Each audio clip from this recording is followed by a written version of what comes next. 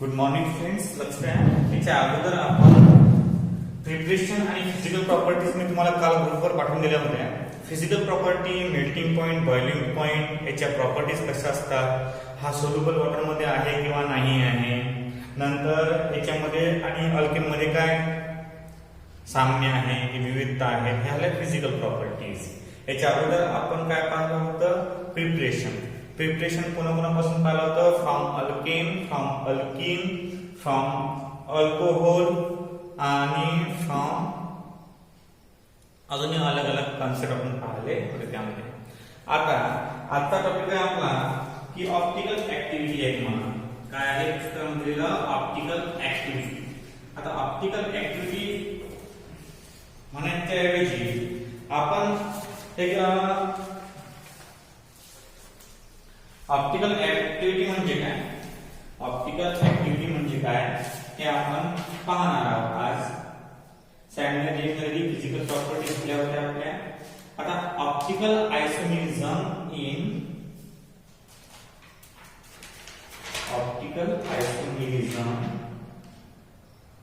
आपण पाहणार आहोत इन हॅलोजन डेरिव्हेटिव्ह्ज. हेडिंग आहे आपलं optical isomerism, optical isomerism in halogen derivatives of alkane.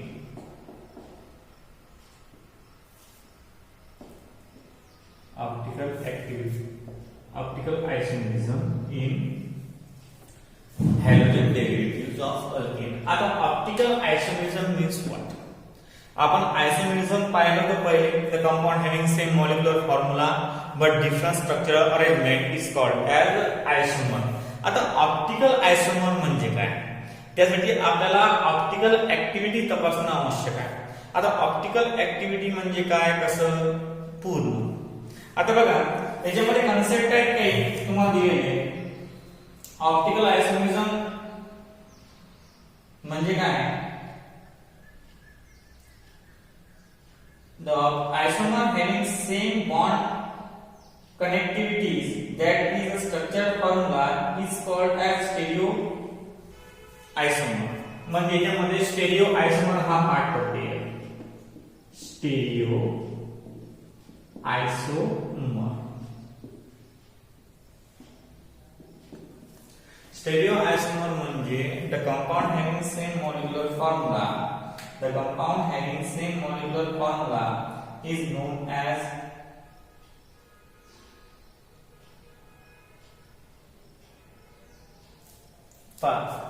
stereo isomerism म्हणजे the isomers which structural formula is same. Structural formula is same is called stereoisomer.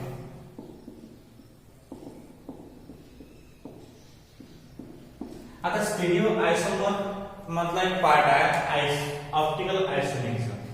आता optical isomerism अभ्यास करताना आपल्याला स्टेरिओआयसोमर समजलं पाहिजे. स्टेरिओआयसोमर म्हणजे ज्या कंपाऊंडचा स्ट्रक्चरल फॉर्म्युला सारखा असतो, ज्या कंपाऊंडचा स्ट्रक्चरल फॉर्म्युला सारखा असतो त्याला आपण स्टेरिओ आयसोमर असं म्हणतो. ज्या कंपाऊंडचा स्ट्रक्चरल फॉर्म्युला सारखा असतो त्याला आपण स्टेरिओ आयसोमर म्हणतो. आणि स्टेरिओ आयसोमरचा एक पार्ट त्याला आपण ऑप्टिकल आयसोमेरिझम म्हणतो. आता ऑप्टिकल आयसोमेरिझम समजून घेण्यासाठी आपल्याला एक कन्सेप्ट आहे, त्या कन्सेप्ट लक्षात घेणं आवश्यक आहे. आपल्याला एक कन्सेप्ट आहे, त्या कन्सेप्ट लक्षात घेणं आवश्यक आहे. आता त्या कन्सेप्ट कोणत्या आहेत, त्या डेफिनेशन आहे, त्या काय आहेत डेफिनेशन. आता कोणकोणत्या डेफिनेशन आहेत त्या पहा. पहिले आपल्याला तुझ्याकडे समजून घेणं आहे. समजून घेतल्यावर नंतर मग हे स्टेरिओ केमिस्ट्रीकडे आपल्याला लक्ष द्यायचं आहे. आज काय डेफिनेशन कोणकोणत्या आहेत, त्या डेफिनेशन कोणकोणत्या आहेत. नंबर फर्स्ट लक्ष द्या, त्या डेफिनेशन असे आहे पहिल्यांदा तर ऑप्टिकल आयसोमर, स्टेरिओ आयसोमर झाला. आता what is mean by chiral carbon atom. पहिला कन्सेप्ट आहे आपला चिरल कार्बन ऍटम म्हणजे काय. Chiral carbon atom, carbon atom हे तर माहित आहे. आता what is mean by chiral, what is mean by chiral. Chiral carbon atom म्हणजे काय, म्हणजे the carbon atom, the carbon atom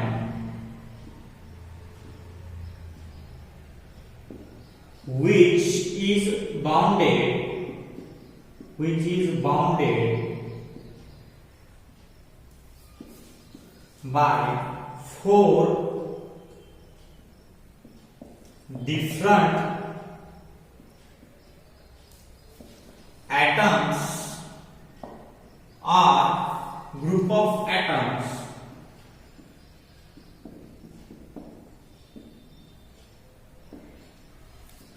are called, किंवा is called chiral carbon atom.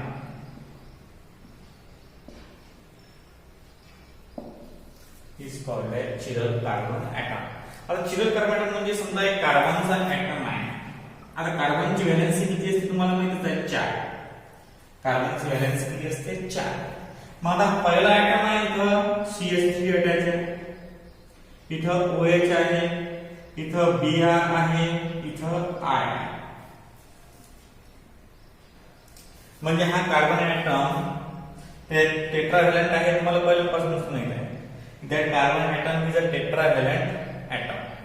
हा टेट्राव्हॅलंट आहे, त्याचे 4 व्हॅलेन्सी ज्या आहेत, याच्या 4 व्हॅलेन्सी ज्या आहेत, त्या 4 व्हॅलेन्सीज डिफरंट ऍटमनी बाउंड केलेल्या आहेत. CH3 मिथिल ग्रुप आहे, bromine atom, iodine atom, OH atom. म्हणजे the 4 valencies of carbon are satisfied at different 4 groups. The 4 valencies of carbon atom satisfy the 4 different groups, and that type of carbon atom is called as chiral carbon atom. याला काय म्हणतात, chiral carbon atom.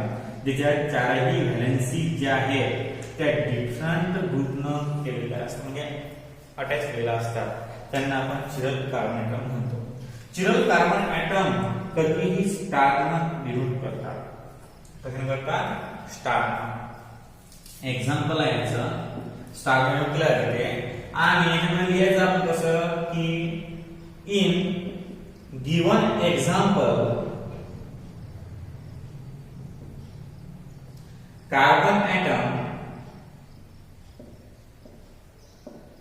Attach to किंवा link to सुद्धा तुम्ही लिहू शकता. Attach to 4 different atom, and hence that carbon atom is called chiral carbon atom. It is denoted by star. It is denoted by star. म्हणजे हे स्टारने denote केल्या जाते. आणि याच्या पुढे व्हॅलेन्सीज काय असतात, डिफरंट ग्रुपनी अटॅच केलेल्या असतात. पण आपण ऑप्टिकल आयसोमेरिझम पाहून राहिलो. ऑप्टिकल आयसोमेरिझम ही ब्रांच आहे म्हणजे स्टेरिओ आयसोमरची. स्टेरिओ आयसोमर म्हणजे स्ट्रक्चरल फॉर्म्युला सेम असते. अशा प्रकारच्या आयसोमरला काय म्हणतो आपण, स्टेरिओ आयसोमर. अभ्यासासाठी ऑप्टिकल आयसोमेरिझम अभ्यासासाठी आपल्याला या गोष्टीची गरज पडणार आहे. मग पहिला त्यातला chiral carbon atom. Carbon atom सर्वांना माहित होता. आता चिरल का बरं असते हे कोणालाच माहित का. चिरल म्हणजे काय म्हणते की एखादा कार्बन ऍटम चार अलग अलग ग्रुपना किंवा ऍटमना अटॅच असेल तर त्याला आपण काय म्हणत असतो, त्याला आपण चिरल कार्बन ऍटम म्हणतो. हे झाले चिरल कार्बन ऍटमचे definition. The carbon atom which is bounded by the four different atom or group of atom is called as chiral carbon atom. It is represented by star. आणि जो chiral carbon atom असतो त्याच्यावर आपण अशा प्रकारचा star देत असतो, त्याला चिरल कार्बन ऍटम असं म्हटले जाते. पण आता चिरल कार्बन ऍटम तुम्हाला समजलं असेल, चिरल मॉलिक्यूल समजलं तुम्हाला.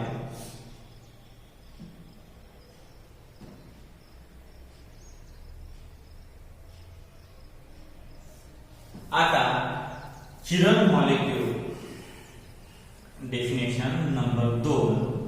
Chiral molecule.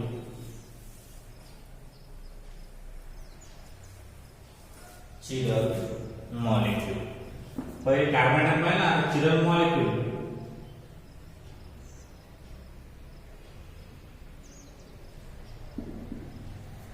लिहायचे म्हणजे the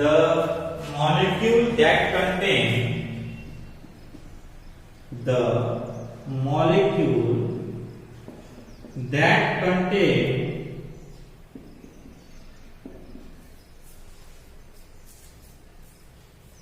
a chiral carbon atom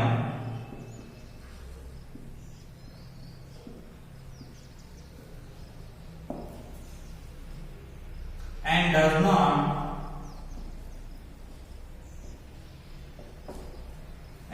not superimpose perfectly on its mirror image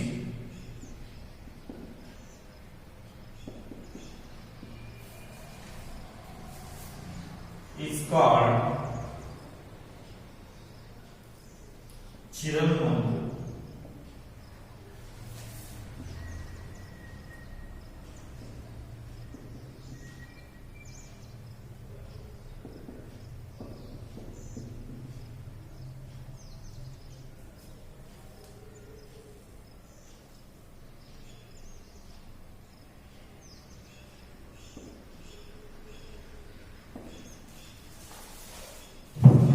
लक्ष द्या, चिरल मॉलिक्यूल म्हणजे काय की अशा प्रकारचा मॉलिक्यूल की ज्यात चिरल कार्बन ऍटम असतो, अशा प्रकारचा मॉलिक्यूल की ज्यात काय असतो, चिरल कार्बन ऍटम असतो. The molecule that content chiral carbon atom, ज्या मॉलिक्यूल मध्ये चिरल कार्बन ऍटम असतो, ज्या मॉलिक्यूल मध्ये चिरल कार्बन ऍटम असतो and does not superimpose perfectly.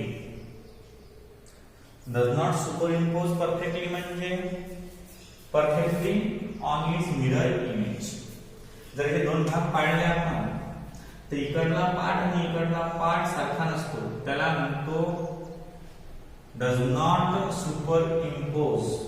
superimpose म्हणजे त्याचा मिरर इमेज सारखी नसली पाहिजे, त्याची मिरर इमेज सारखी नसली पाहिजे. समजा आता माणसाला आपण सरळ कापलं असं तर इकडला पार्ट आणि इकडला पार्ट सारखा आहे, तशा प्रकारची इमेज भेटली नाही पाहिजे. तशा प्रकारची इमेज भेटली नाही पाहिजे. आणि image is called as chiral molecule, त्याला म्हणतात chiral molecule. The molecule that contain a chiral carbon atom. पहिलं हे कंडिशन मान्य केली पाहिजे की त्यात कार्बन ऍटम असला पाहिजे. कोणता? Chiral. The molecule that contain a chiral carbon atom. The molecule that contain a chiral carbon atom. अशा प्रकारचा मॉलिक्यूल त्यात चिरल कार्बन ऍटम असला पाहिजे. And does not superimpose perfectly. तो डिवाइड करता आला नाही पाहिजे सेम अमाउंट मध्ये. इकडला पार्ट आणि इकडला पार्ट सारखा नसला पाहिजे. And does not superimpose perfectly on its mirror image is called as chiral molecule. अशा प्रकारच्या मॉलिक्यूलला आपण काय म्हणतो? चिरल मॉलिक्यूल असं म्हणतो. लक्षात घ्या. आता आहे आपलं ऑप्टिकल आयसोमेरिझम. ऑप्टिकल आयसोमेरिझम आता ऑप्टिकल आयसोमेरिझम म्हणजे काय लक्षात घ्या. Optical isomerism the stereo isomerism in which the stereo isomerism in which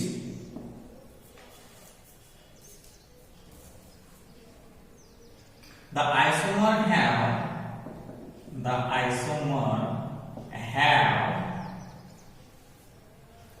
different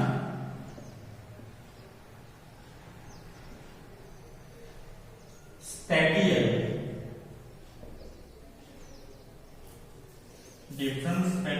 arrangement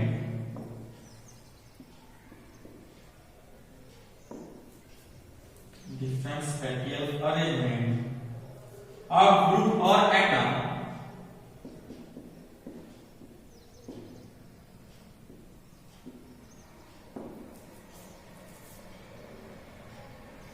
around a chiral atom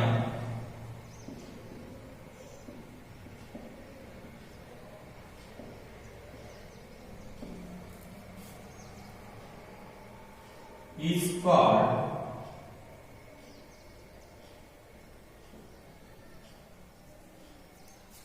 optical isomerism.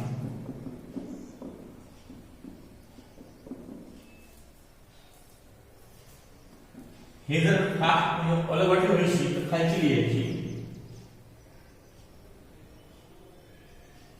The isomerism in which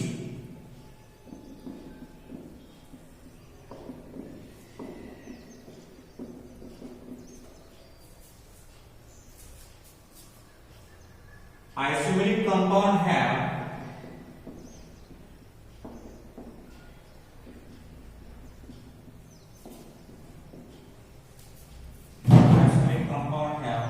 different optical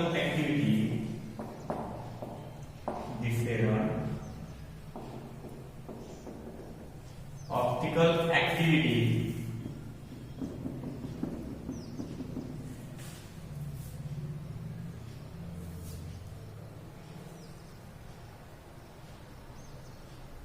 is known as optical isomerism.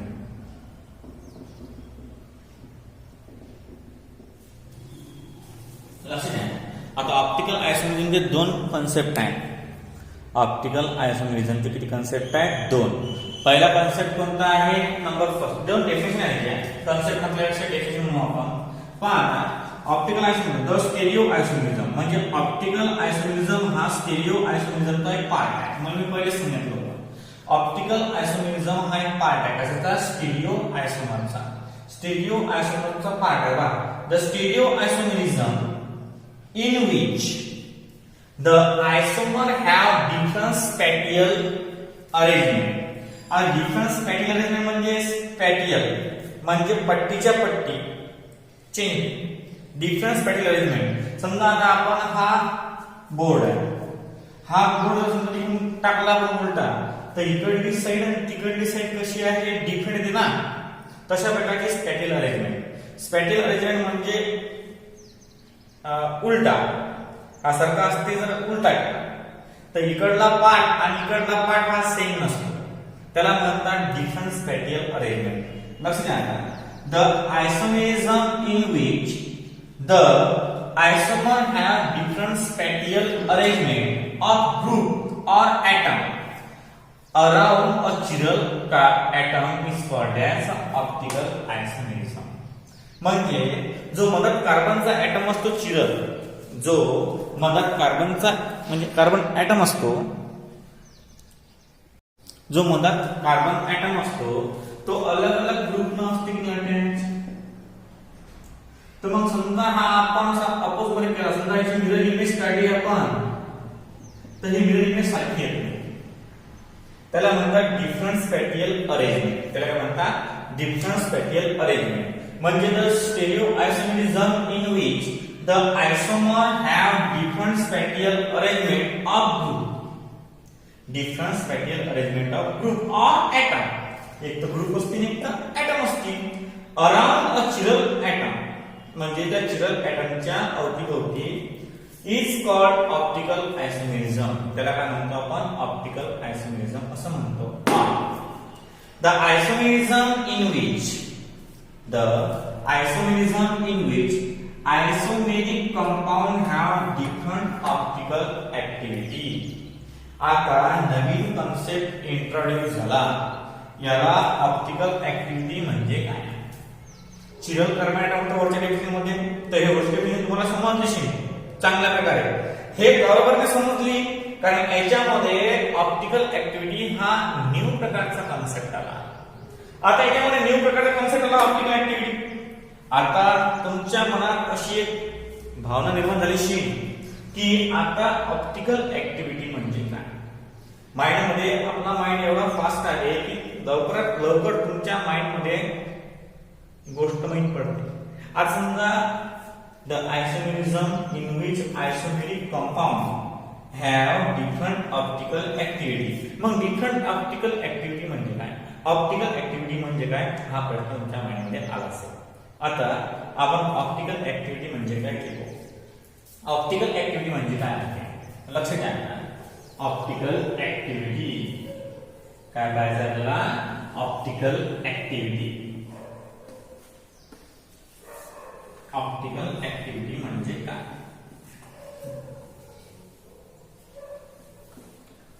Optical activity clear.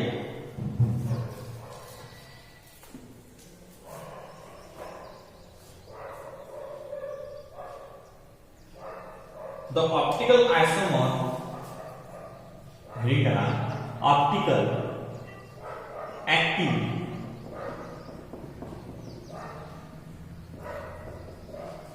The optical isomer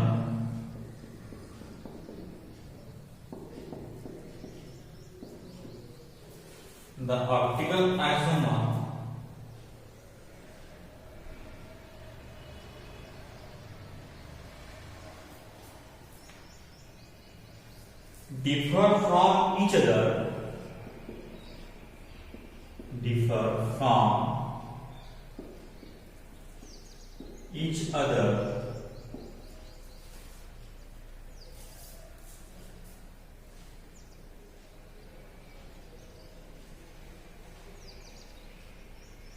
in terms of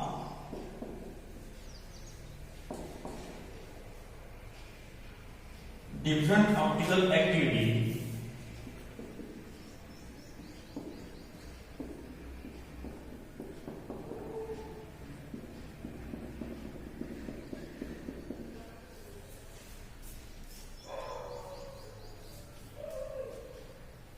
is known as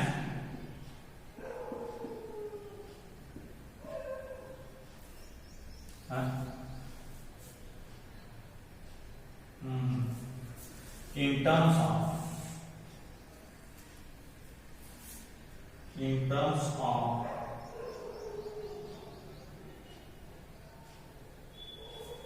measurable property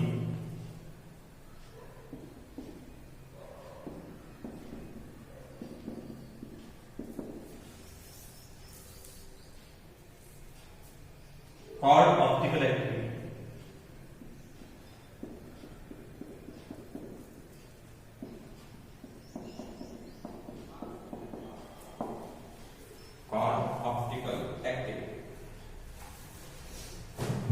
म्हणजे optical activity म्हणजे काय? The optical isomer. आता optical isomer म्हणजे काय होते? The isomers which contain chiral carbon atom and which is does not the super mirror impossible mirror images of each other. त्याला optical आयसोमर्स म्हणतात. The optical आयसोमर्स differ from each other. जे दोन optical आयसोमर्स असतात ते एकमेकांपासून अलग असतात.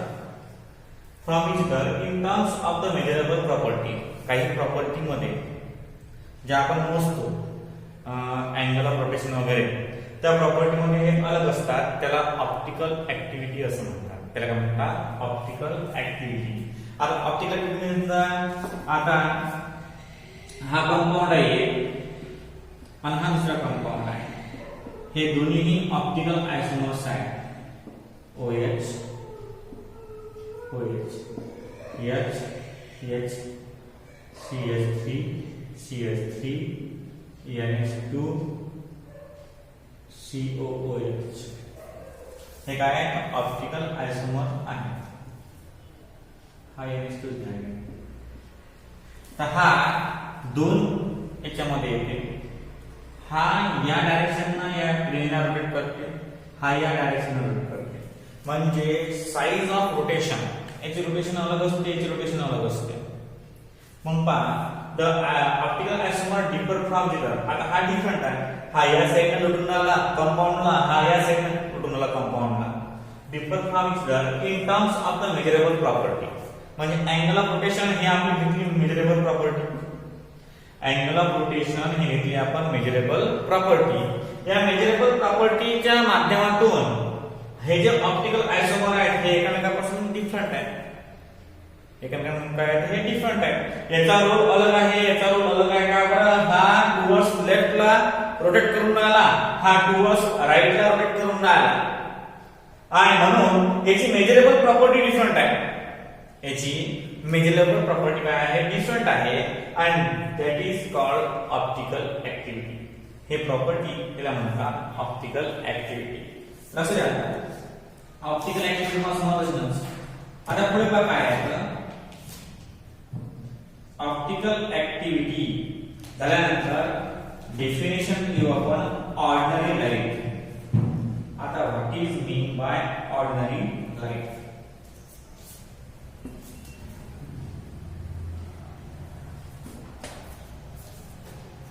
ordinary light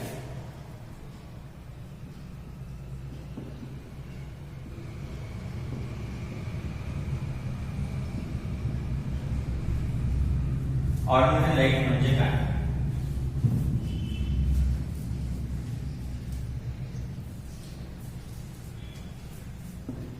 the light which consists the light which consists of electromagnetic waves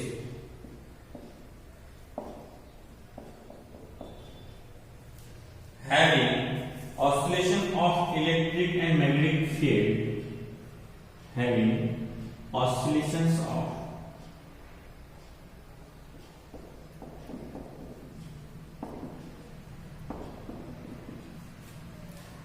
electric and magnetic field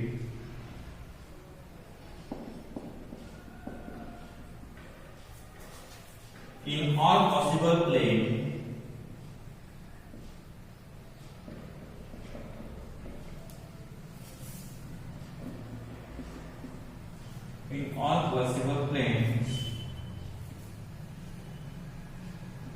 perpendicular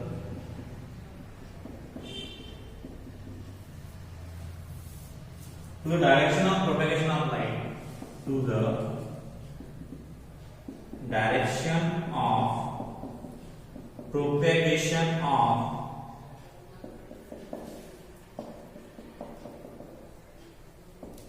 light is called ordinary light.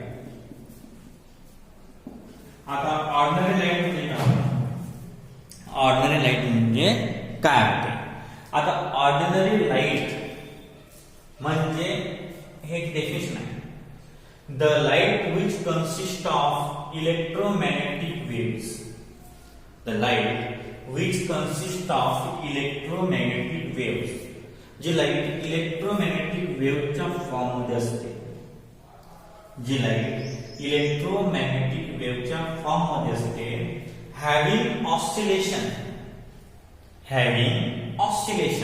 त्याचे oscillation of electric and magnetic field in all possible plane म्हणजे इलेक्ट्रिकचेही आणि मॅग्नेटिकचेही या दोन्ही फोर्सचे oscillation field in all possible planes, प्रत्येक plane मधून जातात that are perpendicular to direction of propagation of light. आणि हे कसे असतात? परपेंडिक्युलर असतात direction of propagation of light ला.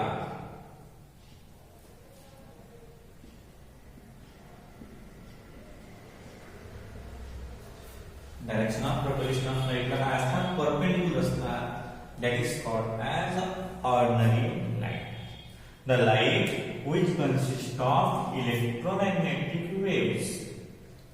Ordinary light मध्ये electromagnetic waves असतात.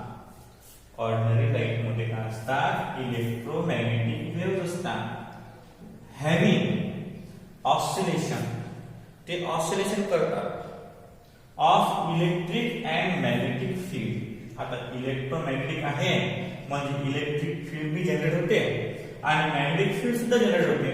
म्हणजे having electric and magnetic field in all possible planes. In all possible planes, जेवढे काही प्लेन्स आहेत त्या पॉसिबल प्लेनला ते कनेक्ट करते perpendicular the direction of propagation of light. आणि डायरेक्शन ऑफ प्रोपॅगेशन, समजा डायरेक्शन आहे लाईटची अशी,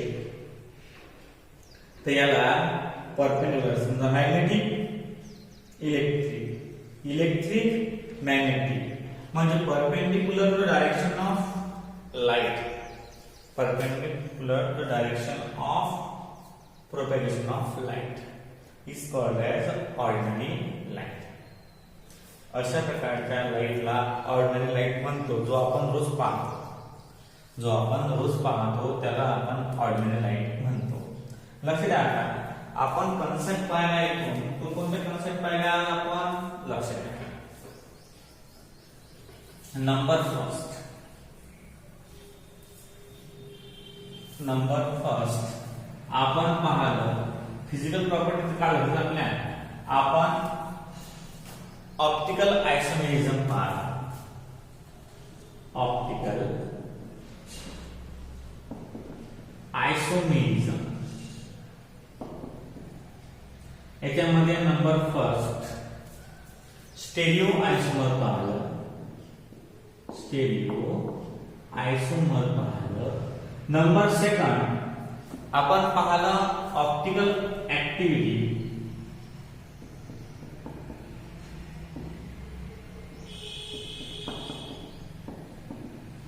नंतर चिरल कार्बन ऍटम. नंतर पाहिला आपण चिरल मॉलिक्यूल. नंतर पाहिला आपण ऑप्टिकल आयसोमेरिझमची रियल डेफिनेशन. Optical isomerism. नंतर ऑप्टिकल ऍक्टिव्हिटी पाहिलं होतं. ऑप्टिकल ऍक्टिव्हिटी पाहिलं होतं आणि नंतर पाहिला आपण ऑप्टिकल ऍक्टिव्हिटी पाहिल्यानंतर आपण ऑप्टिकल आयसोमेरिझम पाहिलं. स्टेरिओ आयसोमेरिझम, चिरल कार्बन पाहिलं, नंतर चिरल मॉलिक्यूल पाहिलं, ऑप्टिकल आयसोमेरिझम पाहिलं आणि नंतर पाहिलं ऑर्डिनरी लाईट.